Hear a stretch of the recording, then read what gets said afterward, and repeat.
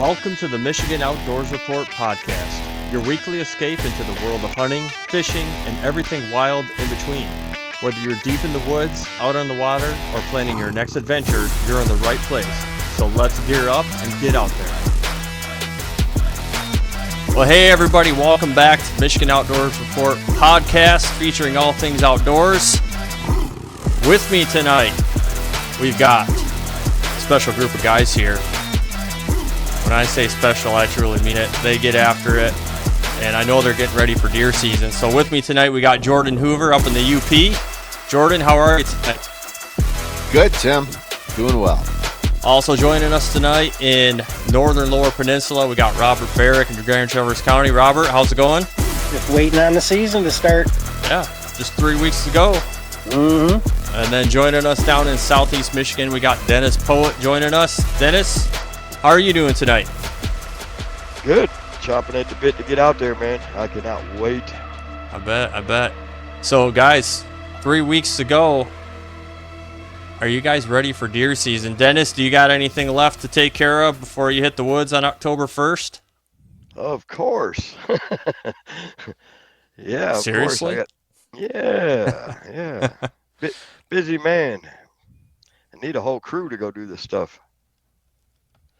What you got left to do? I know you got stands up. I know you got some trail cameras out. What's there left to do for you? Set up for deer camp. Go hang a couple of stands and put up a blind in Jackson County, and then here in Wayne County, I got 2 more stands I got to get up, and and a couple scrape trippers, and then I'm good to go. Okay.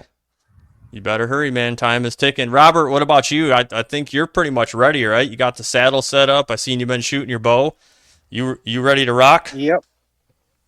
Yeah, I'm pretty much done, ready to go. Got a little more scouting to do, but it's always kind of closer towards October because they're kind of late season areas that I'm going to scout. But preseason stuff is pretty well done.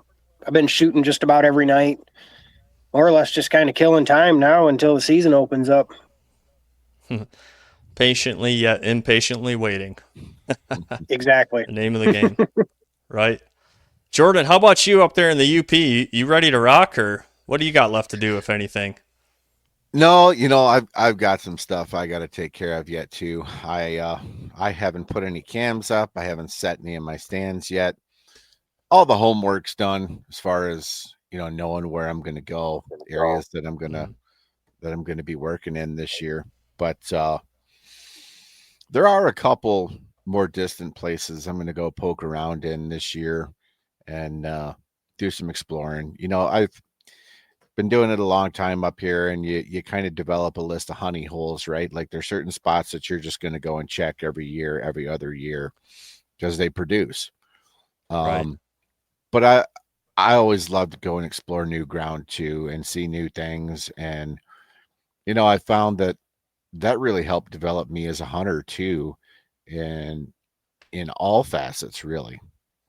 When you go into new areas and you have to figure things out all over again, it's a lot of work.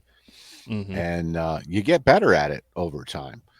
And I guess you could say it's trial and error. I say it's more error and trial, but nonetheless, it's an educational process, and I think it's good. It's good experience, and I just enjoy being out in the woods. I don't have to have a gun or a bow in my hand, and just being out in God's creation and slogging through the backcountry is a great day in my book. But I am not completely prepared yet, but I'm not worried. We'll be where we need to be. Absolutely. Yeah, I know you guys will be notching some tags this fall. Yeah, I've got most of my stuff ready to go. I will say this, and Jordan, like you were saying, scouting, it's probably one of my favorite parts of the hunt because it's part of the hunt, right? So I enjoy scouting probably just as much as sitting in the stand and watching the deer, because everything you learn. And one thing I've learned already from my scouting missions this summer is I'm going to need to continue to scout. This ice storm up here that we had last March, April, really changed the landscape in certain areas, put my boots to the ground. Some of it was really tough go. There's a lot of great bedding area that's been created for the deer, but I know my scouting is going to go into the season, and that's kind of always been a tactic of mine, anyways, is scouting as I hunt, and taking different routes, I guess, as I leave the woods sometimes, or checking out different areas. So that's definitely going to be my thing. But I'm pretty much ready to go. So 3 weeks, gentlemen, we'll be ready to rock. So we want to talk about a couple different things tonight. Since we're talking deer hunting, and EHD has been hitting the news cycle here pretty heavily over the last couple weeks. If you guys have been paying attention, Ohio, especially that southeast corner of Ohio, has been getting absolutely hammered with EHD. Hundreds, I would say at this point, last reports I've seen are pushing near 1,000 deer confirmed cases of EHD in that southeast corner of Ohio. I know it's hitting other parts of Ohio too. Last week, the Michigan Department of Natural Resources issued a press release confirming its first few cases of EHD in southern Michigan, down Dennis's way. And some of the comments I read, some of the people in that portion of the state have already found deer prior to last week. But those were the first few confirmed cases. So we want to take a little bit of time tonight and kind of talk about EHD. So kind of do it as an educational piece of what EHD is. And then we're just going to have some discussion if there's anything that we can really do. So I'm just going to throw this out there, guys. I mean, what's your knowledge on EHD? All right. I don't know a ton about it. I just know that they get it from, isn't it from a stupid black fly? Yep. Yeah, that's all I know is that it's a horrible death. When we talk about EHD, it's called epizootic hemorrhage disease. And what it is, it's a virus basically that affects white-tailed deer. It can also impact mule deer, elk, sheep, and pronghorn, which, the only thing we have outside of deer here is elk. It's spread by the bite of a biting midge fly. Now, apparently there's biting midge flies, and then there's also a non-biting midge fly.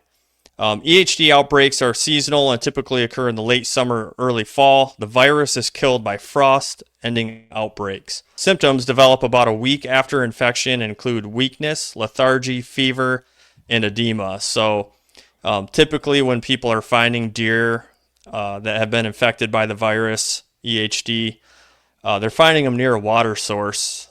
So that's believed from the fever that they get.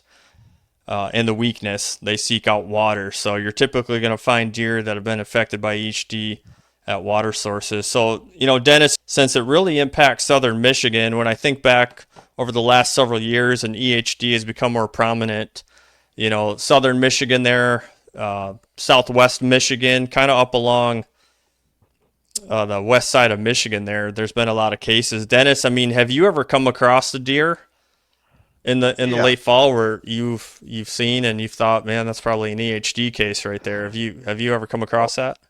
Oh yeah, actually, out in Jackson County, the spot that we're supposed to be going actually for deer camp. This was probably 10 years ago. It was so bad out there, man. It was bodies all over the place, all the way for that hour walk back to that spot. It was bad. But this year, I have not found anything like that. And some of the people I know that live out there still, they've been hearing the same nightmare stories, but they haven't found anything yet either. And the areas that I hunt too out there is just covered up in swamp and drainages and stuff like that. There's all kinds of water and that black mud, muck out there. And I just ain't finding them this year. I know it's happening, or they wouldn't be reporting it, but I haven't seen it myself this year.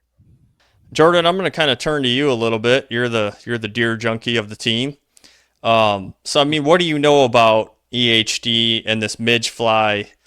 I mean, do the flies carry it? Do they bite a deer that's already infected and spread it around? I mean, can you kind of explain it, what you might know? Sure.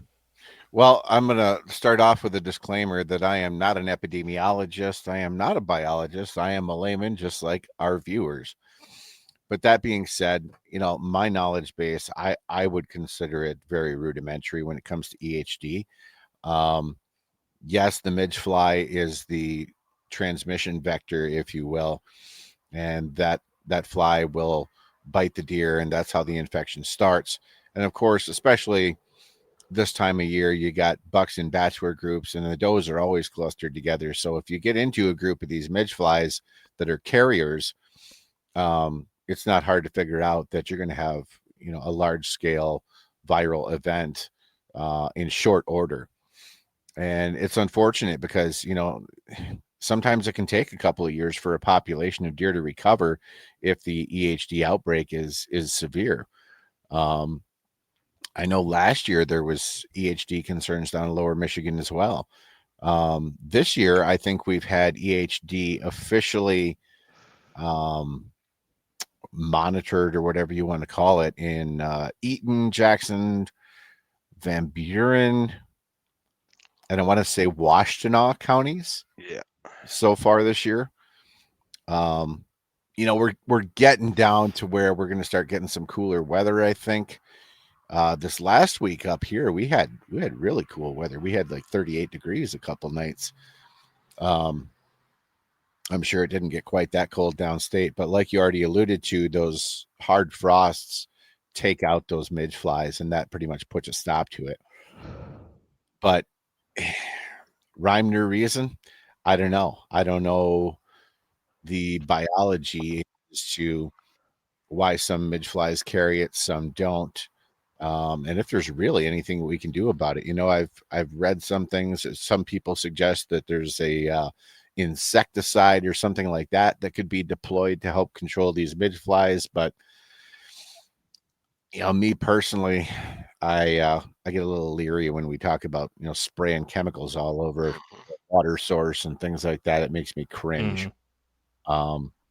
Is it doable? I don't know. Again, I'm not an expert in that arena, but it sure breaks my heart for the folks that live in those affected counties, and they're going out and they're finding their air quote buck dead in the swamp or whatever it is. It's a heartbreaker, and all we can do is hope that nature is merciful. I'm kind of looking at, and you were correct on the counties you listed there, Jordan. I looked that up real quick while you were talking, so you hit that nail on the head there. Kind of circling back to Ohio. So Clint McCoy, who's a deer biologist, he's with the Ohio Division of Wildlife. They have more than 20 counties that have confirmed cases of EHD, and its current numbers right now, which is growing daily. He said it's the largest outbreak he's ever seen in his career. I'll have to see how long his career has been, but yeah, if you've been following that out of Ohio, it's been devastating. Now, the outbreak here in Michigan, you don't want to. I don't want to put a bad spin on it because an outbreak is not good. But this year seems to be down compared to last year. The last few years outbreaks that we have seen. It seems like I remember 2 years ago it spread all the way up into the thumb also. So Jordan kind of hit on it a little bit, and there's been a lot of discussion of, is there a way to combat that? There's been no official release or plan of action from the Department of Natural Resources because, quite honestly, outside of what Jordan suggested, I don't know that there's anything else you could do. But yeah, tonight's just really about kind of spreading knowledge about the EHD, because it's been suggested in social media and comments that, I think people confuse it with CWD or think it's spread from deer to deer through social contact or food sources or anything like that. But I believe it's got to be blood to blood, which that midge fly is the main source of spreading that around. So, Jordan, I mean, you talked about the recovery here. When we talk about Ohio and the maps that I've seen in that southeast corner, I mean, you're talking nearly 1,000 deer confirmed cases. How long do you think that'll take to bounce back from losing that many deer in a short period of time like that? Well, I think it depends on your geography. If we're talking about southeastern Ohio, um, obviously you're going to have a massive agricultural influence there. Your winters are very moderate. When it comes to apex predators, there's not much to speak of down in Ohio. So I would tend to believe that a recovery from a major EHD outbreak in an area like that will be significantly faster than, say the northern lower. God forbid that ever happened. Um, it's just the population dynamics of the geographic area, really. Um, when you have more things that are taking out deer and it's harder for deer to live, then by default, it's going to be harder for those deer populations to bounce back. But, that all operates under the assumption, too, that these same areas don't get blasted with EHD again next year. And that's really where I would love to listen to somebody who's far more knowledgeable on the subject than myself talk about the how and the why. Like, is there a way to predict when and where an EHD outbreak might occur? Mhm. I don't know the answer to that.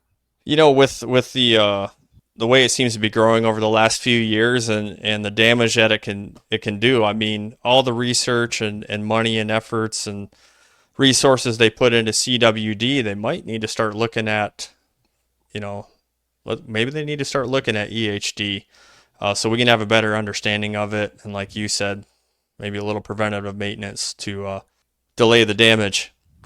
Well, we're going to So, have to get our good friends in the legislature to get off their wallets and give the DNR the funding to do those kinds of things. right. Yes. Have they balanced the budget yet? I don't believe as of today, September 9th, they've balanced the budget. No, to my knowledge, that situation is still a can of worms, a work in progress, to put it mildly. And Right. I do believe that the impacts are going to start being felt here before the end of the month. We are going to lose DNR staff. We are going to lose, the scope of certain programs. I attended a meeting this last week with DNR executive staff and other stakeholder leaders and things of that nature, and we discussed what the looming impacts would look like, and it's ugly. It is ugly, and there's no arena that will go unscathed, whether it's wildlife division, whether it's fisheries, whether it's the summer youth employment program through the state parks. I would say it's not even a discussion of cutting fat. It's more like amputating a leg. Well, that's definitely going to have to be another podcast because that's another lengthy discussion in itself. But tonight we're gonna keep our conversation focused on deer. So, gentlemen, this coming weekend we have the Independence and Liberty hunts coming up. So the youth and disabled hunter hunt. Are you guys excited about that? Let's talk about the youth hunt for a little bit here. My kids have no interest. My kids are of age to participate in the youth hunt and really don't have interest. I know Robert has I believe it's a neighbor kid, right, Robert, that you're potentially going to take out.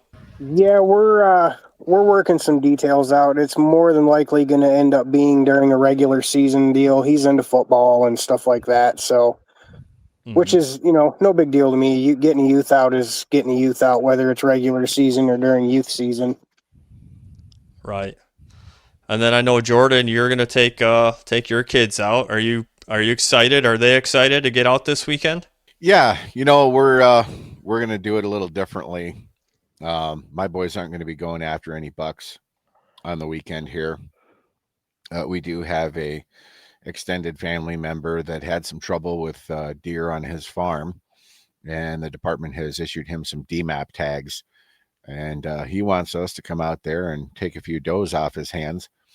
So we'll be doing some doe management out at his place on the weekend for the youth hunt, and I think that's a great thing, and I wish that more people in both of our peninsulas would see the value and the importance in antlerless harvest for all the biological reasons. But I think it's important to teach the kids also the value of a doe and her importance in a herd structure, and it's a great educational opportunity. Everybody loves big bucks and big antlers, but I kind of think that we can very easily end up down a wrong road there with our buck centric mindset, and stewardship demands that we look at things objectively, and doe harvest is part of deer management, right? It's not buck management, it's deer management. So Right. that's what we're going to be looking to do here on the weekend. And the kids are always excited to go out and deer hunt, no matter if there's headgear involved or not. And in my house with 4 growing boys, we can go through some protein around here. So we're always thankful for a couple extra freezer queens. Yeah, so one thing to point out, I still see it going around a little bit, confusion over this year's hunt. Last summer it was passed that it switched to doe only, but that has been since changed, and it is back to buck and doe. So the hunters can go out this weekend and they can legally harvest a buck. So, guys, let's kind of dive into the youth hunt a little bit. We're fully supportive of the youth hunt here at Michigan Outdoors Report.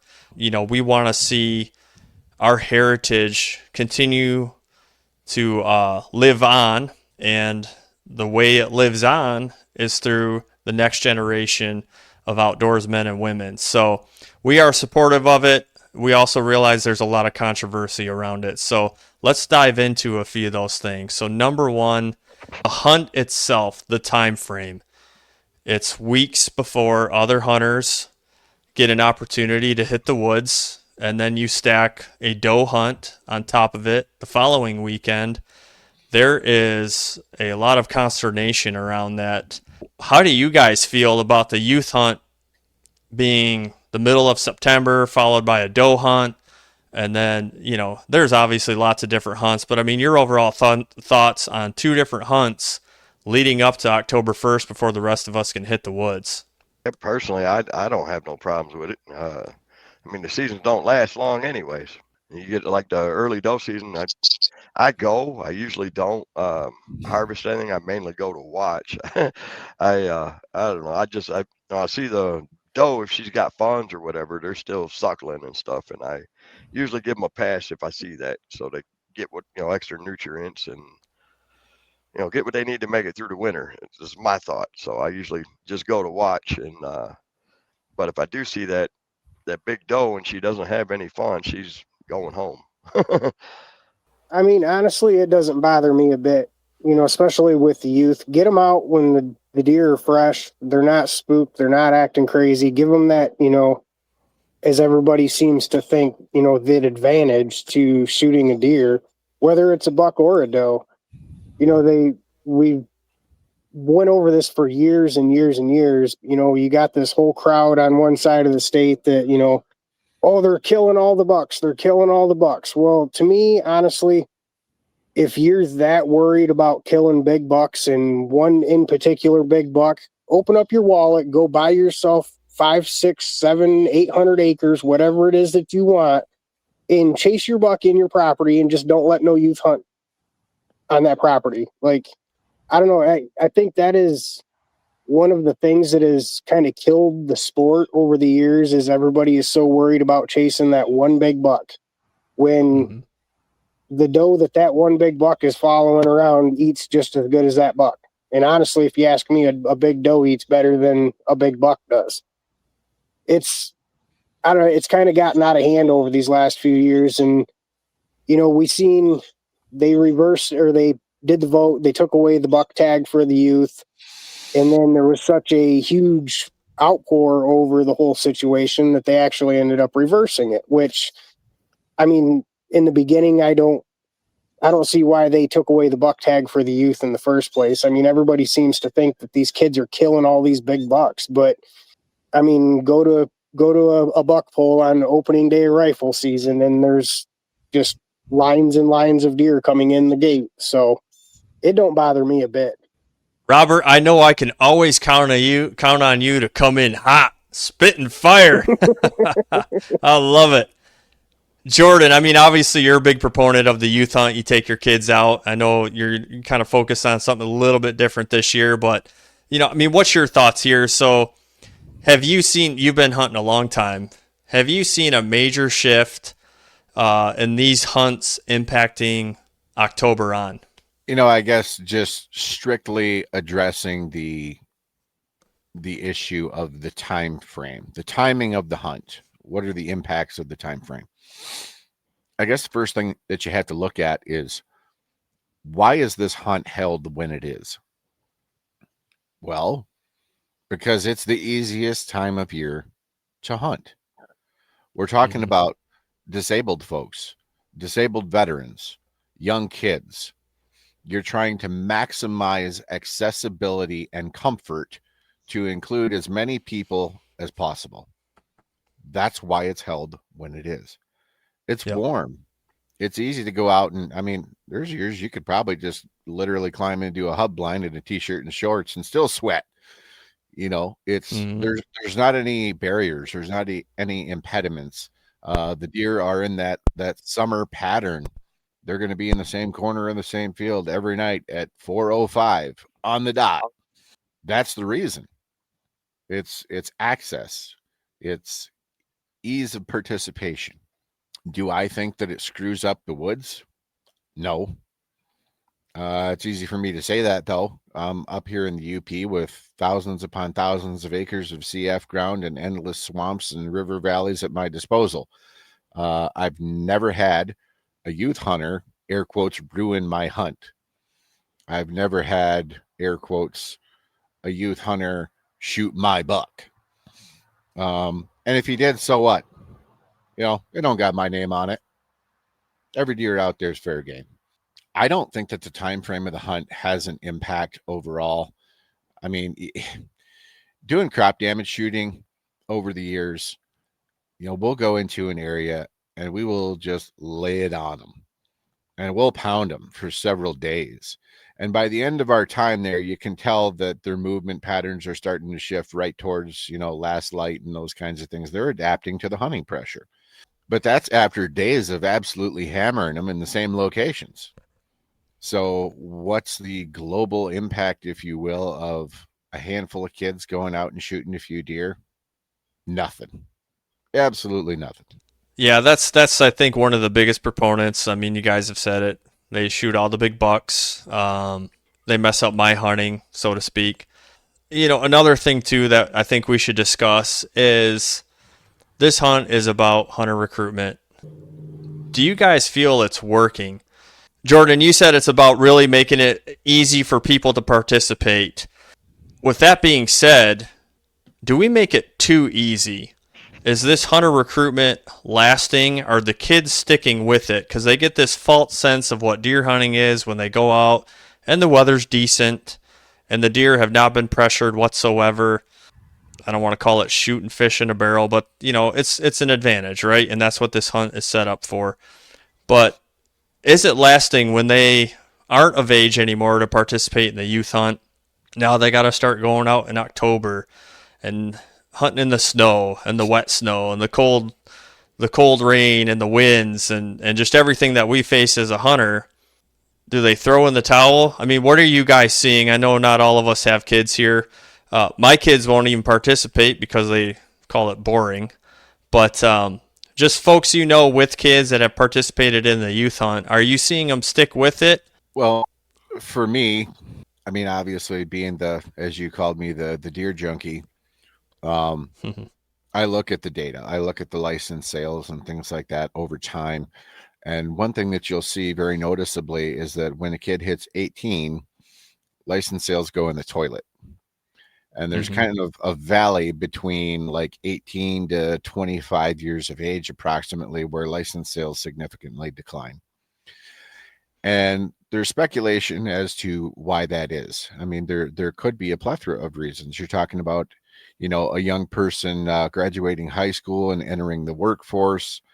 Maybe they don't have any PTO their first year. They're low man, low woman on the totem pole, getting their career started. Maybe they're in college, whatever the case may be. Those late teen, early 20s years, are not financially great for a lot of folks. Everybody's getting started. It's mac and cheese without the cheese on Tuesday night kind of thing once in a while. We all been there, right? Yep. And the cost to participate in hunting and fishing, and I'm not speaking to license fees, but gear is Right. immense. It is immense. And when a young person is of age and, mom and dad aren't supplying all the camo and the bow and the arrows and everything else, and they got to start paying their own way, I think it gets pretty tough financially.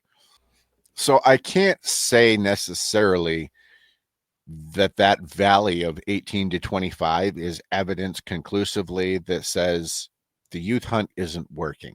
But that being said, when you look at participation, okay, and I'll pull up the stats real quick here. I got it on my phone handy.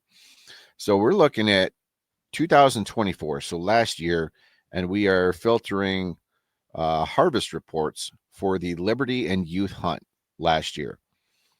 So when I look at my county, last year there were 4 bucks and 0 does taken on the youth hunt. That was it for my entire county. You scroll over to, let's look at a couple of bigger ones here. Dickinson County, 21 bucks, 4 does. Delta County, 28 bucks, 5 does. Let's see here. Houghton, 15 bucks, 16 does. Looking for Marquette. Marquette County, 6 bucks, 5 does. Now you think about how many young hunters that we have up here in the Upper Peninsula, and we're talking about single-digit harvests. Yeah. That's really bad participation. Really bad. A couple years ago, when I was serving on the DMI, the Deer Management Initiative, one of the things I did is I went around to public schools and I surveyed youth hunters. So kids that were ages 8 to 17. It was just a short 10-question survey. What's your favorite thing about deer hunting? How did you get started deer hunting? Was it your dad, your grandpa, your uncle, Bob next door? Just to give me kind of a gauge of where youth involvement is at here in the Upper Peninsula. And some interesting things came out of that. Number one was, with only one single exception, everyone that was hunting because their father taught them. There was only one exception to that. Now, granted, things are a little bit different here in the UP, but that was really striking to me. There's a very clear patrilineal descent of that primal primitive knowledge of bushcraft, of hunting, of all those things from father to son. And that's really important. But one of the other things that was showing up was that kids were making the choice to wait, that they just weren't going to participate in the youth hunt, but they were still going to hunt. They were just going to wait for rifle season. And when I asked these kids, I'm like, why is that? Well, my dad don't like the youth hunt. That was kind of the answer I got in most cases. And I think it's got this connotation of being a air quotes participation trophy.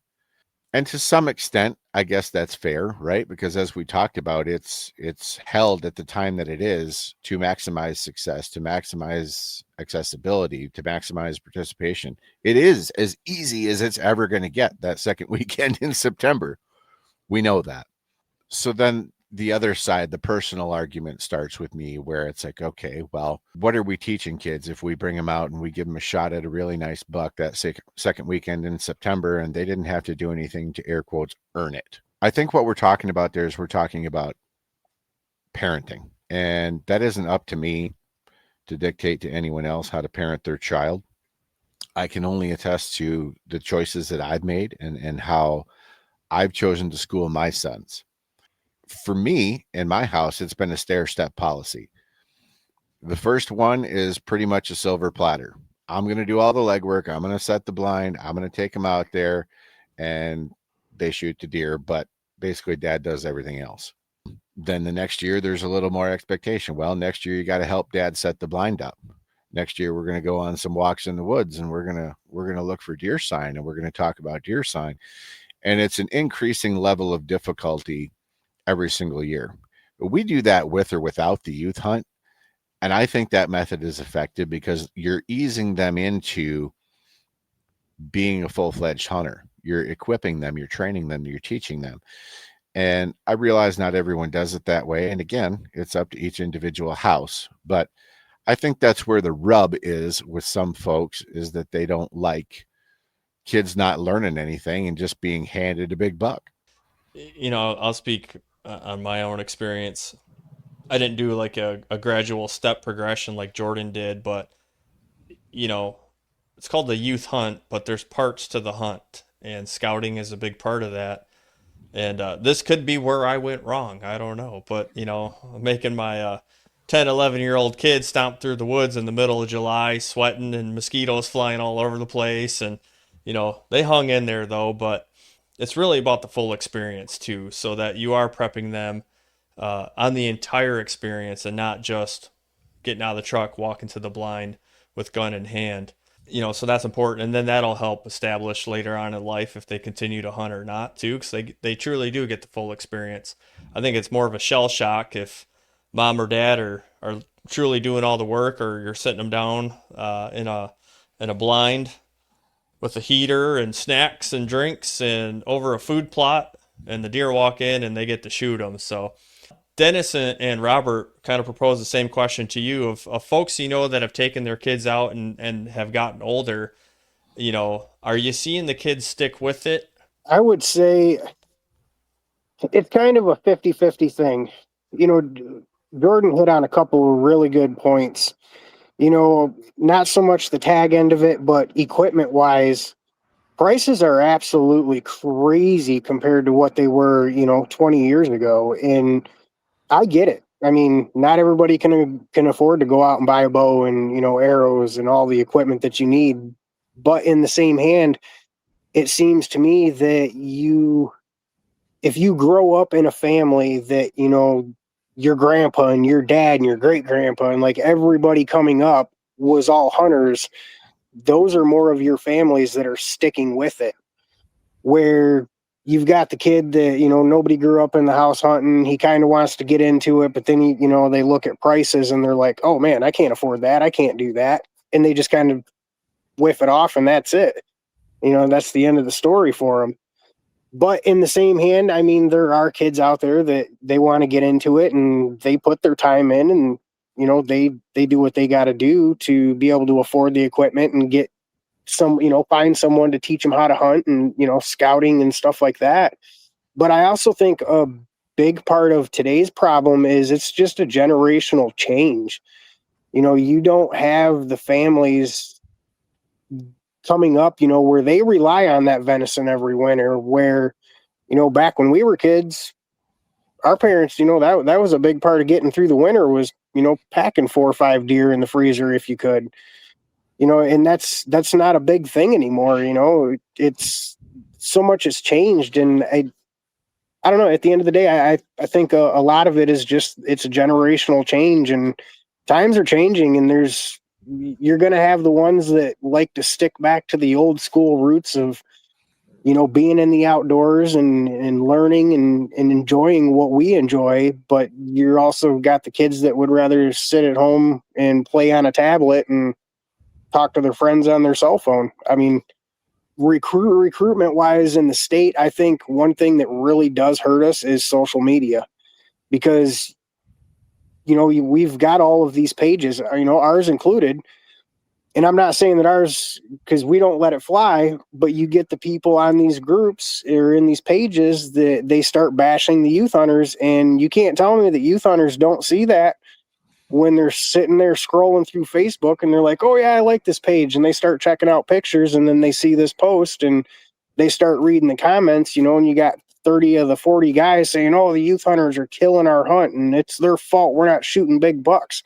I hate to say it, but kids are kind of soft these days and they take that stuff to heart. It's social media has got a lot to do with it. You're revving me up, Robert. I'm going to comment on that. I'm going out of turn here. You got my blood pressure up. So I'm just going to go out on a limb. Robert does that. Right. Kick that can of gas right in the campfire, Robert. Way to go, That's man. right. No, I'm going to go out on a limb and I'm going to say something here. Regardless of what your opinion is on the youth hunt, whether you support it, whether you don't, if you're a grown adult, have the decency to keep your mouth shut. Because you know what? These little kids, just like Robert commented, they're scrolling through with mom or dad, or I don't know, maybe they got their own Facebook, and they love seeing the likes and the congratulations and the good job and all that. They love that stuff, especially the youngins, you know, the 8, 10, 12-year-old kids. That means the world to them that, oh man, all these other hunters really like my deer. This is cool. Don't be that a-hole. Don't do that. Don't be mean to a kid. If you don't approve of the deer hunt, the youth hunt, that's fine. That's your opinion, and I respect that. But don't shame a kid. That's despicable. You know, one thing I'll share as far as that goes about people commenting. I'm not going to name his name, but there's a gentleman who follows our page and shares from time to time. Respectfully, he's reached out before the youth hunt and just said, "Hey, I'm going to kind of take a breather here because I don't necessarily agree with the youth hunt. So I'm going to take a breather from your page, and I'll be back in October." I respect that. Appreciate that. Thank you for sharing your opinion in a respectful way and not bashing these kids, because it is disgusting to see, or you get the comments, yeah, dad shot that. And I'm sure that happens. I'm not naive. I guarantee you some parent at some point in time has grabbed that weapon and harvested an animal, and shame on them, because long term they're taking something away from that kid. That experience has been ruined, and that kid is probably not going to stick with it. But absolutely right, both you guys. It's despicable, and we don't tolerate it here. So if you guys follow us on social media and you're going to put those negative comments on there, know it's going to get deleted at best. You might get blocked also. So Dennis, give you a chance to speak up here. You know, your friends and family that have taken their kids out, are you seeing them stick with it? I mean, what's your thoughts there? Is the recruitment working? Not really, man. There's just a handful, maybe not everybody I know, maybe 2 kids that stuck with it. And, you know, like my cousin, I used to help raise him half his life pretty much. And I tried to get him involved in the outdoors. He was doing great. You know, he'd be a little bit more focused. I mean, he suffered actually from ADHD, but you put a fishing pole in his hands or, you know, something like that, he was really focused.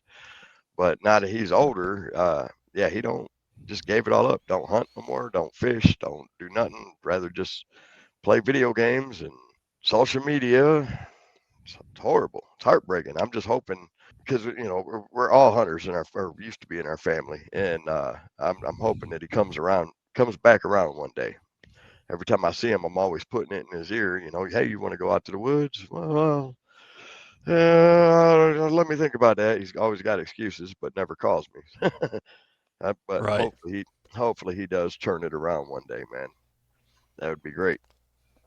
But Absolutely. yeah, You know, I'm not seeing most of the kids that go on the youth hunts that I know of. I ain't sticking with it. Sad to say. I think it's important to plant that seed. You Hmm. know, no matter what happens long term in that kid's life, if they stick with it or not, it's important to plant that seed, because they might step away from it, you know, for however long, but they might look back on that memory and think about how special that was, and I need to get back into that. I need to give it another chance. So, you know, I think it's important no matter what. You can't let that, as our generation, we can't let that discourage us from, you know, making these attempts to get kids involved. You know, a lot of them are disinterested. And I think Robert hit the nail on the head. I've seen a lot of blame go around on why kids don't hunt. And I think some of the things I see are just way out of touch. Obviously, there's the easy, you blame the DNR, they make it too complicated, it's too expensive, things like that. Obviously, the parents are incurring the cost. They understand the rules. Their responsibility is to take the kid out. But what it really just comes down to, it's such a culture shift. Things are so different from when we were kids to kids nowadays, and everything is instant gratification. In the palm of your hand and your phone, you can look up anything you want to look up. You can learn anything you want to learn.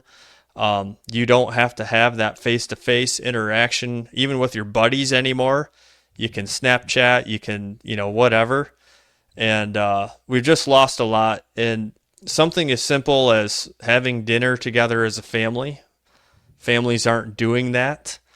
Families sit in the same room, all on their devices, don't even acknowledge each other, sitting in the same room. And that's the essence when you think about it. That's what deer hunting and deer camp, that's a huge part of it, the camaraderie.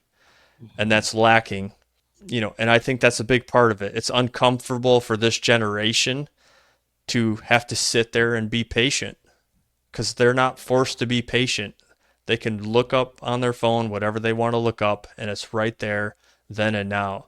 And, Robert, I think you hit the nail on the head. We can try to deflect and blame all these different things, and I just don't think that's the case. It's, Jordan said he doesn't want to tell people how to parent, but I mean, that's really what it comes down to. It comes down to parenting, and family dynamics, cultural, social dynamics have changed over the last 15, 20 years. I think that's what it boils down to. So it's kind of heartbreaking, but it's silly. Last year, he says to me, he goes, "Hey man, I got this cool VR, man.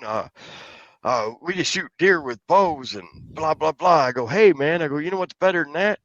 I go, "Doing it for real." I mean, when are we gonna go out and hunting? I mean, geez. He'll shoot him on the video games, but he won't go out to the woods with me. That's easier on a video game. Jordan, you got a comment? There's another piece of the puzzle. We're talking about cultural shift or value systems that are different, societal change. One of those changes, and now I'm going to make some people real uncomfortable. Sweet. Is the proliferation of youth sports and travel sports. When I was a kid, that existed, but nowhere near in the context that it does today. It is insane. These kids are under such demand all the time. Their time is under such demand. Here in rural backcountry, Upper Peninsula, Michigan, small town USA, we got kids playing on a school basketball team and finishing up a travel basketball season at the same time and booking basketball camps in between. I'm just using one sport as an example. Hockey's a lot that way too. Hockey's insane up here. And these kids are getting sucked into this youth sports pipeline and fed this garbage, them and their parents, that if you start them on this training regimen and you start them on this trajectory when they're, 6 years old, then their chances of being a Division I prospect are X. What a farce. What a joke. And I love sports. I've coached football for many years. My sons play sports. They play football. They play basketball. They run track. But, all things in balance is kind of my mantra in my house. I think that there has been a shift over time where people are more and more sold on this youth sports idea that it is the ticket to college scholarships. And I think that it begins to compete with our outdoor way of life, the hunting, the fishing, the camping, all those things, because there's always another sports camp. There's always a travel team. There's always something else. And the kids have to choose between it. Yeah, that's a great point too. So as you were talking about that got me thinking back to when I was in school and was playing sports, playing basketball specifically. My freshman year of high school, basketball tryouts were going on, and I had to make a decision. And the decision I had to make was it was going to impact November 15th for me. Oh! And that tore me up. What am I going to do here? I love basketball. I love it. But I got plans to go up north because I was living downstate at that time. I got plans to go up north and partake in the sacred holiday, a firearm opener. Well, I didn't try out for basketball that year. I called it because I had to go out and I had a deer hunt. I couldn't be torn away from that. So that would probably not happen these days. I would say out in Hillsdale County, where my buddy lives, I get to hunt out there. When deer season comes, it's almost like a holiday at the school that they got in town there. Everybody knows it's deer season, and then hardly anybody even goes to class. That's from what I've been hearing the last couple of years. Every time I hear that, that makes me smile. But yeah, they should. Are they playing hooky or are they going hunting? No, they're right hunting out there. Good. Yeah, I'd love great. to see that as a holiday. We went through some Absolutely. garbage. I don't know. I think it was a couple years ago now, where, and this is going to sound crazy considering where I'm from. We had the local public school that wasn't going to give kids excused absences for firearm opener. They were going to be unexcused. Well, me being me, I had a couple things to say about that. And you can write whatever the heck you want to on that paper. We're not going to be here. You have a nice day. Unbelievable. It's unconscionable to me. I mean, I'm the same as you, Tim. You know, when I was a kid, I went to school up in Calumet, further up the Keweenaw there. There was not a male child in school for like 10 days when rifle Yep. season opened. This last man out of town shut the lights off, you know? Yep. Well, you know, irregardless of all the conversation tonight, we really truly hope that more people will get behind the youth hunt, our youth in general, encouraging them to get out in the woods and participate, get out on the water and participate no matter what time of year it is, whether it's a special hunt or the regular season or whatever. It's important. Recruitment is down. Number of hunters hitting the woods each year slowly is decreasing. So it's just really important. So, Jordan, want to wish you and your family the best of luck this coming weekend, filling some doe tags. Robert, wishing you the best of luck with your young hunter that you're taking out, whether it's this weekend or in October. I wish you guys the best of luck. You know, and when we talk about this, drawing up excitement and making it fun, just want to do a quick shameless plug here. We do have a youth hunt contest going on here at Michigan Outdoors Report, and it is open to all youth hunters in the state of Michigan. And all you have to do is share your picture with us. We're going to put a post up. It'll probably be Friday evening. It'll be an official entry post. You just share your picture. We ask that you share the hunter's name, their age, the county they shot their deer in, and if you'd like, tell us about the hunt. That's the thing we enjoy most, is hearing about the hunt, the fun you had, you know, everything that went into it, harvesting that deer, whether it's a buck or doe. A couple years ago, our youth hunt winner was a young man who shot it was a yearling doe. It was a small deer. But the reason he won was because of the smile on his face. That kid was so elated to notch that tag on that deer. It meant the world to him, and I think everybody that saw that voted for him, and he won. Last year, we switched to a boy and a girl winner. Had some nice deer taken. There were 2 nice bucks. You know, everybody loves big bucks, right? Can't deny it. But anybody that is successful, please send us your picture. You are automatically entered to win. And want to thank our partners that have thrown into this contest, this prize package. I mean, it is one of a kind. We have a hunting package from Frank's Great Outdoors. Bill, one of our field staff, is going to go pick that up here tomorrow night. Last year, I know it was a couple hunting blinds and some other things. I don't know the full details yet, so don't quote me on this, but it's going to be a really nice prize package. Frank's Great Outdoors in Linwood, Michigan.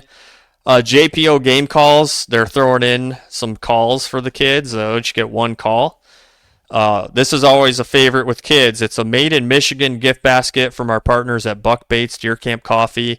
This basket has all the goodies in it. It's got, you know, I know it's got Better Made chips in it because those are made in Michigan. It's got all sorts of different treats, candies, you name it. We sugar the kids up. That's always a favorite one. Huntworth is throwing in some apparel. I know it's going to be a really nice gift package from them at Huntworth. Wind Rider is also throwing in some apparel and also a gift card, so you can pick out some different things from their website. Great fishing apparel from Wind Rider. Our fishing partners at Lure Lipstick, Sci Flies, Paradise Jigs, and CMX Lures USA, they're all throwing in some fishing tackle, so you know, until October 1st, you can go out and hit the water and catch some fish. So you can have a little Michigan surf and turf dinner one night with your venison and the fish you catch. Our partners over at Fourth Arrow Camera Arms, they are also, they make wind scent. If you guys follow that, it's like a vaporizer deer scent unit. They're throwing in a mini vaporizer for each kid. We also have Northwoods Whitetail Food Plot Seed. They're throwing in a hoodie. And then we're throwing in a $100 gift card to Frank's. That's from us here at Michigan Outdoors Report. So each kid will get a $100 gift card that you can go in store or you can shop online and pick out some different things. Also, a $50 gift card from Rec Broadheads, so you can go on there and pick out some broadheads for October 1st as you continue to hit the woods for archery season. And I'm not done yet. We still have more things. I'm telling you, one-of-a-kind prize package. I mean, we're just so blessed with our partners. Predator Hunter Outdoors, Predator Thermal Optics, same company. They are throwing in a night snipe hunting light that's used for predator hunting. So if you want to try to get out and try to bag a coyote, these lights light up the woods. They're good out to like 200-300 yards. They're pretty amazing. And then as a surprise, we had a gentleman reach out to us, and this is what really gets to me. Is this has actually happened a couple times. Last year we had a gentleman, Brent Schinkel from BAS Custom Rods, threw in some free fishing poles, just reaching out. That was last year. This year, John DeGroot of Deep Root Outdoors, he does taxidermy. He saw our post and he reached out to us and he said, hey, I would like to throw in a European mount to a lucky hunter this year. So shout out to John DeGroot of Deep Root Outdoors for throwing in a European mount. So that is the prize package there. And if that don't get you excited, number one, the deer alone should get you excited because a venison dinner, I can't really think of a whole lot better than that. This should help add a little cherry on top to your weekend there. So again, all you got to do is just submit your picture. We need the name, the county, the age, and definitely tell us the story of behind the hunt. That's what really motivates us. So what we're going to do is each one of us is going to pick a favorite hunt from all the submissions, a boy and a girl, and this is where your story can make a difference. So we'll have a top 6 boys and top 6 girls bracket, and we'll put that out for the public to vote on. And one lucky winner is going to win all this. One lucky boy winner and girl winner is going to win all these things. So just a tremendous thing, and we're super excited about it. And we hope everybody, number one, has a great time, brings home lots of memories, and we also hope you bring home some venison. So, gentlemen, any final closing comments for tonight? You know, we are coming into just a fantastic time of year, guys. You know, you got fall turkey going on. You got the youth hunt kicking off here. Archery deer's right around the corner. Bear hunting is underway. Fall salmon. You got all these things barreling down on you. Small game opener. Man, it is a great time to be a Michigan sportsman. Yeah, just good luck to the youth and the vets heading out this weekend. Be safe, shoot straight, post your pictures. Yeah. Dennis? Yeah, I really ain't got too much to say. I just kind of feel bad because I don't know a ton about, like EHD and other deer diseases. That's the only thing I really know about deer is how to hunt them, track them, shoot them. That's about it. And how to cook them. Oh, that I do, and eat them. You've seen this belly before. Oh, man, I can't wait for my first set of inner tenderloins. Oh, boy. Oh, yeah. That just makes my mouth water thinking about it. All right, well, guys, appreciate your time tonight. Want to thank all of you listening at home. Make sure you catch us out on Facebook, Instagram, TikTok, and YouTube. Definitely keep an eye on that YouTube. We're going to have some hunts coming your way this fall. Super excited about that. So thanks again for everybody listening, and join us again next time on Michigan Outdoors Report podcast.